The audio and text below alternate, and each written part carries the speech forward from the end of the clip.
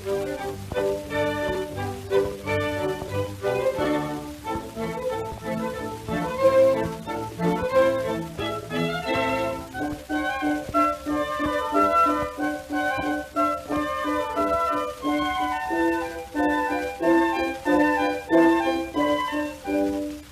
autumn day, in the village of Lichtenthal, just outside Vienna, two boys hurried up the road till they came to a huge factory building. They stole across the yard and into the warehouse. Before them stretched row upon row of new pianos. "Now, Franz, you can play all you like," said the taller of the two. Franz glanced up timidly. "Won't the watchman hear us?" "Not a chance." Franz went from one piano to the next. A dreamy look came over his face. "Here's a tune I made up. A rondo."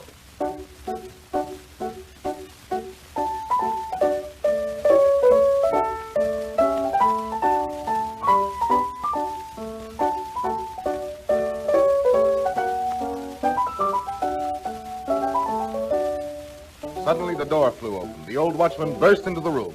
"You little rascals," he shouted, and seized Franz by the scruff of his neck. "Please, Mr. Watchman, I didn't mean any harm. It's only that the piano at home is so old and wheezy, and I wanted to hear what my tunes would sound like on a brand new instrument." "Your tunes? And who might you be?" "Schoolmaster Schubert's son. My name is Franz." "I see." The old man thought a moment. "Let me hear one of your tunes, Franz."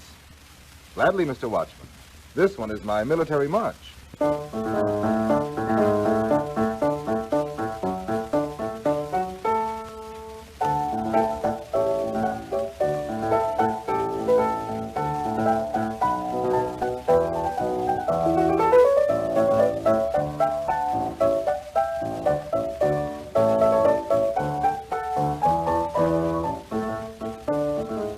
Man's wrinkled hand began to wave to and fro in time to the music. "This is beautiful, Franz. You make the piano sing." Franz's gentle gray eyes peered eagerly from behind his thick glasses. "Would you mind, Mr. Watchman, if I came again sometimes to try over my songs?" "Indeed you may, Franz. Every day, if you like."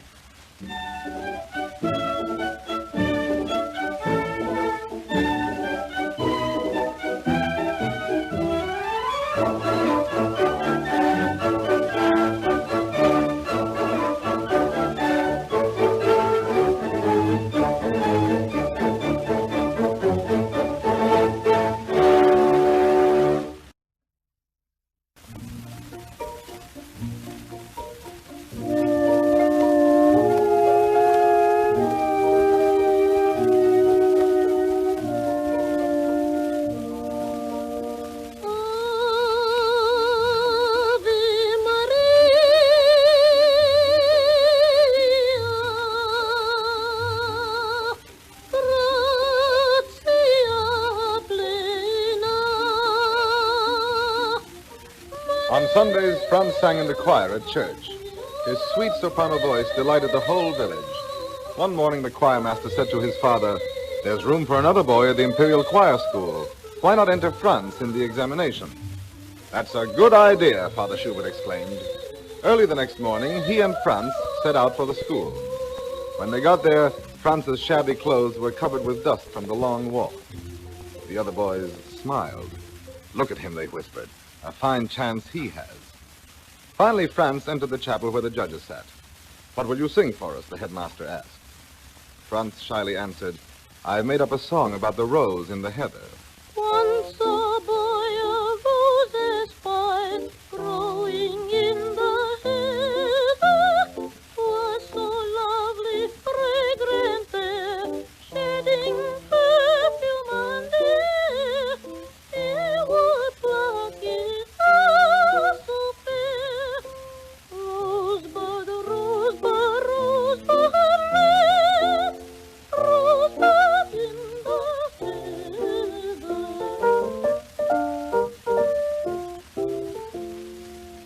The headmaster looked pleased. "Have you anything else, Franz?" "If you please, sir, there's a tune I could play on the piano. It came to me all of a sudden, so I call it Impromptu."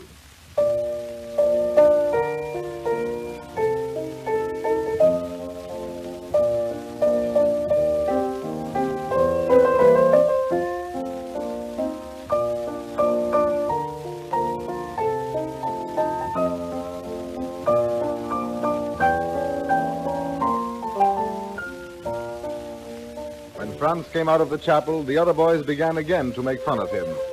How great was their surprise when the door of the chapel opened and the headmaster announced, "Franz Schubert has been chosen to enter the choir school."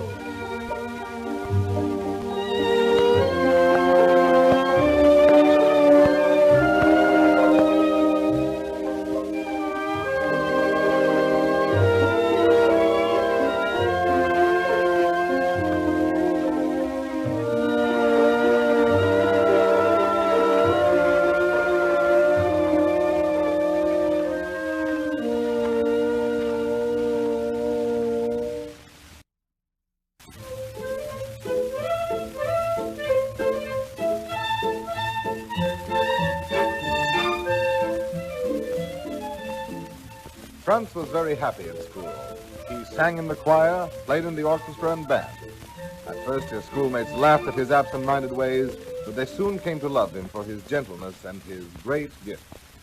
So full of music was he that they often said of him, "Whatever Franz touches turns into song."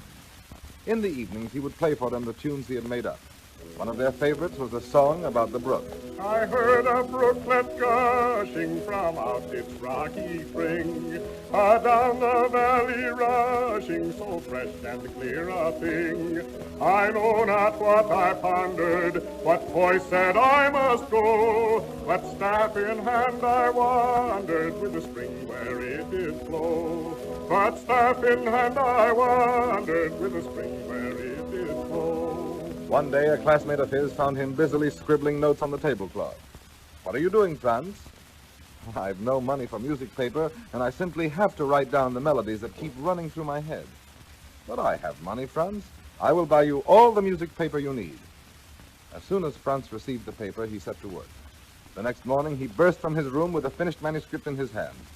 "This doesn't take long to play," he cried, "so I'll call it a musical moment."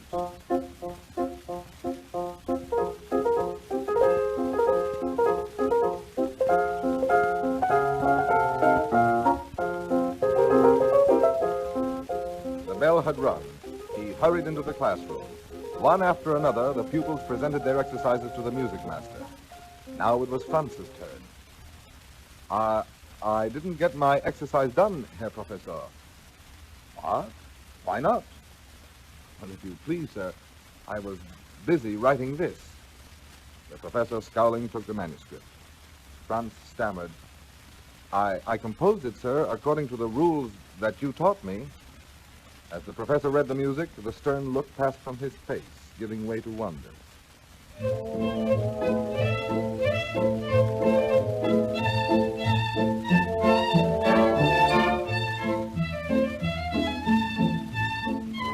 "No, Franz, I did not teach you this," he said at last.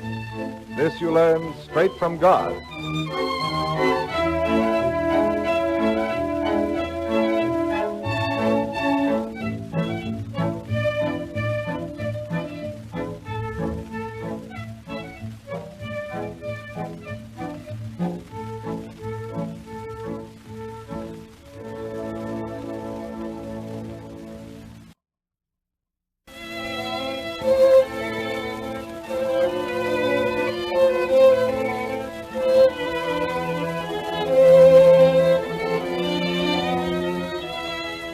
Franz's happy school days came to an end. "Now you will assist me," said his father, "and in time you will become a schoolmaster like all the Schuberts." But Franz did not enjoy teaching. His mind was continually on his music. As soon as school was over, he ran up to his attic and began to compose. One afternoon, he came upon a book of verses by the great German poet Goethe. Among these was the poem about the Erl-King, or King of the Elves. As Franz read, there beat through his brain the galloping rhythm of the hoofbeats.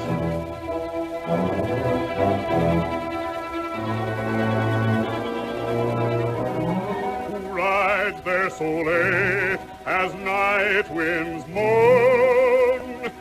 It is a father with his small son. He holds his child safe in his arm. He clasps him tightly and keeps him warm.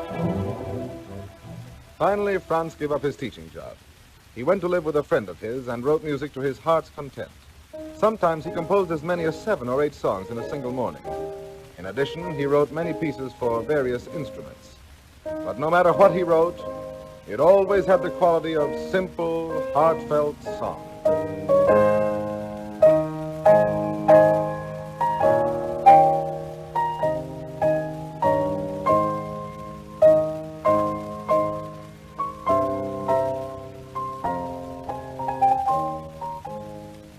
Once it was long past midnight when he put down his pen. In those days, people used to pour sand on a freshly written page in order to dry the ink. Franz was so sleepy that he picked up the inkwell instead. And the next morning, when he wanted to play his new melody for his friends, the manuscript was one huge splotch of black. The song was one of his greatest, the Trout.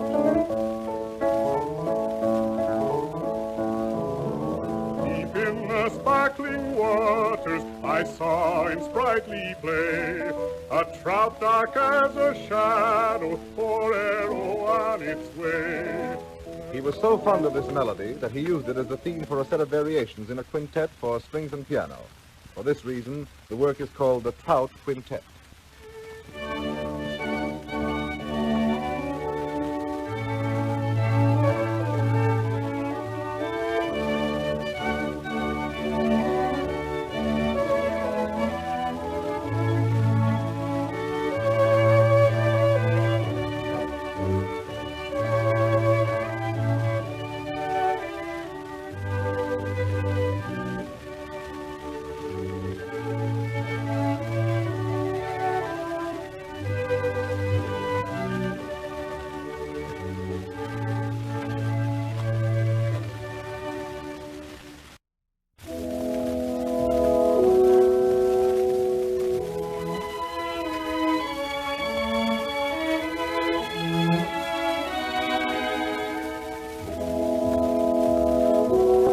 The world was slow in recognizing the beauty of Schubert's music.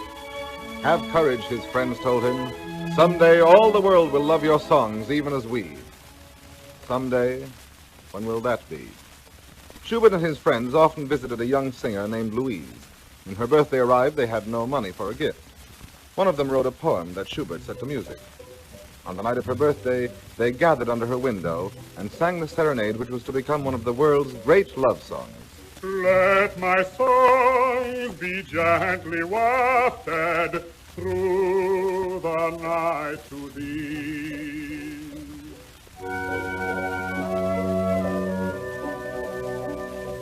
In the stillness of the gloaming, darling, come to me.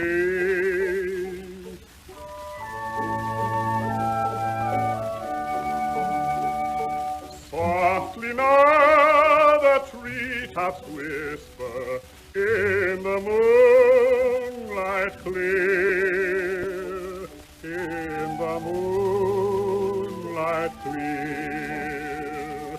Strangers' footsteps shall not rouse us, they let have no fear. Dear, let have no fear. In the beautiful Vienna woods, the leaves became streaked with scarlet and gold. Schubert walked through the forest as one lost in a dream. A mood of exaltation seized him, flooding his heart with music of unearthly beauty, tender, haunting, mysterious.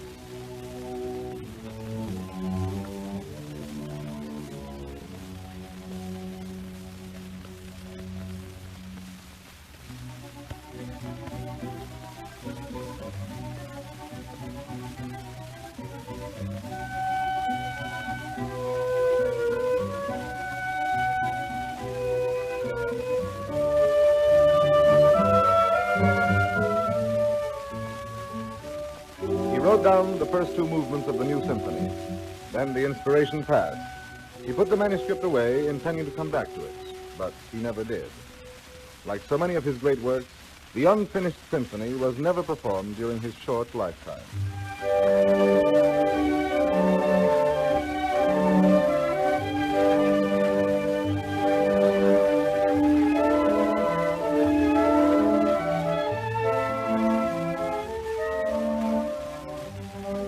sad it is not to hear one's own works played even once, he exclaims. But if even the great Beethoven cannot hear his music because of his deafness, who am I to complain?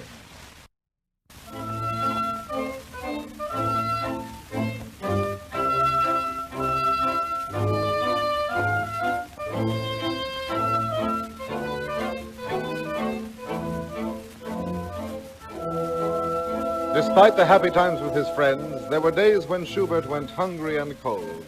He would go to the publishers, hoping to raise some money through his songs, but they gave him 1 gulden, or about 25 cents, for masterpieces which later sold in the millions of copies. Yet, despite his poverty and the indifference of the world, he continued to create his magical melodies. One day, as he was sitting in an inn, one of his friends began to read a poem by Shakespeare. "Oh, I've just thought of such a lovely tune," Schubert cried. "If I only had something on which to write it down."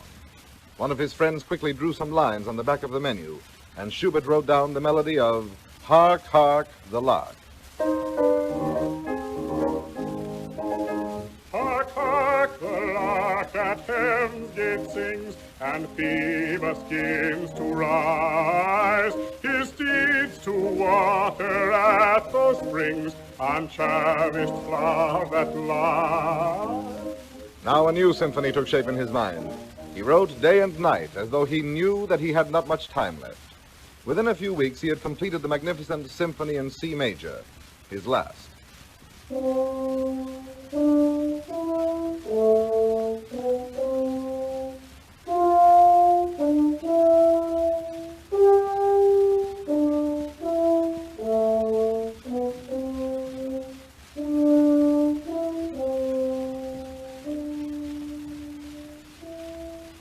How often the world has allowed the talents of its most gifted men to go to waste. Schubert was still young, but the long, futile struggle to find a place for himself was drawing to an end. He who had always loved gay comrades and laughter felt old and tired. There was still so much music in his heart, but he knew that it would remain forever unsung. His last wish was to be buried beside Beethoven, so that he might be united in death with the master whom he had worshipped above all others. He left no possessions, only a bundle of unpublished manuscripts which were listed as being worth $10. But later generations have put another value upon them, for they are part of a priceless treasure, the gift of inspired melody bequeathed to all mankind by the immortal genius of Franz Schubert, King of Song.